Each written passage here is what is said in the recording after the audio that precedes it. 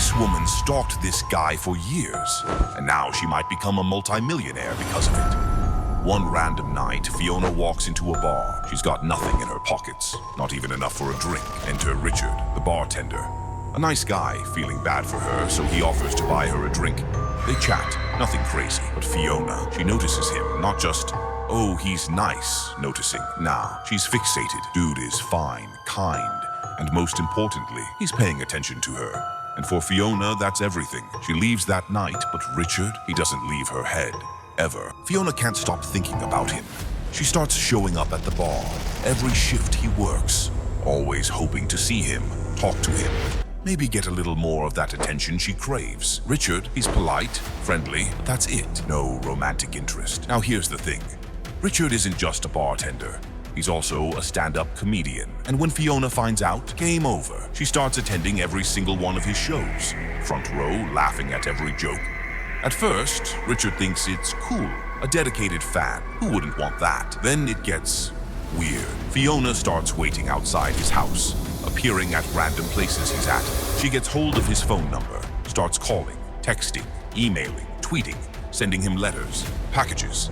She even sends sexually suggestive messages like, "My curtains need hung badly." It's relentless. And the worst part? She's almost twice his age. Richard is 23, 24. Fiona, she's pushing 50. At this point, Richard is freaking out. He doesn't know how far she'll take this. Will she show up at a comedy gig one day with a knife? He doesn't know. So he goes to the police. And the cops? They basically shrug. According to Richard, they tell him a woman stalking a man isn't a big deal. With nothing stopping her, Fiona goes full stalker mode, harassing Richard's friends, finding his parents' contact info, calling them, ruining his new relationship by terrorizing his girlfriend. This goes on for 4 years. In that time, she sends him 41 emails, 740 tweets, 106 pages of letters, 350 hours of voicemail messages. 4 years. While all this is happening, Richard's still grinding. He's working on a one-man show about how he was sexually assaulted early in his career. It's called Monkey See, Monkey Do. Raw, emotional, deeply personal. It premieres at the Edinburgh Festival Fringe and boom, it's a hit, wins an award, gets a tour. His career is finally taking off. Then he decides to do another one-man show. This one, it's about Fiona. He calls it Baby Reindeer, a pet name she used for him. And this show blows up, wins awards, tours across the UK and Europe. And then Netflix picks it up. Richard himself plays the lead. And while the show is embellished, it's based on true events, with all the names changed, including Fiona's. Baby Reindeer drops on Netflix and instantly hits #1 in 30 countries. People are obsessed. But then the internet does what the internet does best.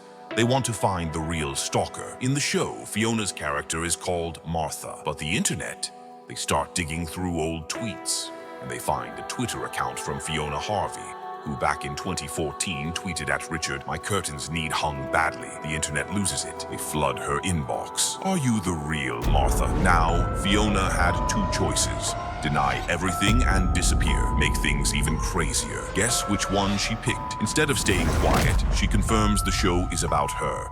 And then she goes on TV, sits down with Piers Morgan for a full interview.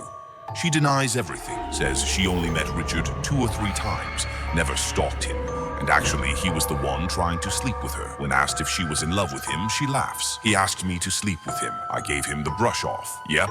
Fiona is now suing Netflix and Richard for defamation and negligence for a grand total of $170 million. Netflix, they put out a single statement. "We stand by the story. We stand by Richard." And now, the real-life drama is unfolding in court. Will Fiona win millions, or will Netflix shut this down? Either way, Fiona went from broke at a bar to potentially getting paid. Crazy how life works, huh?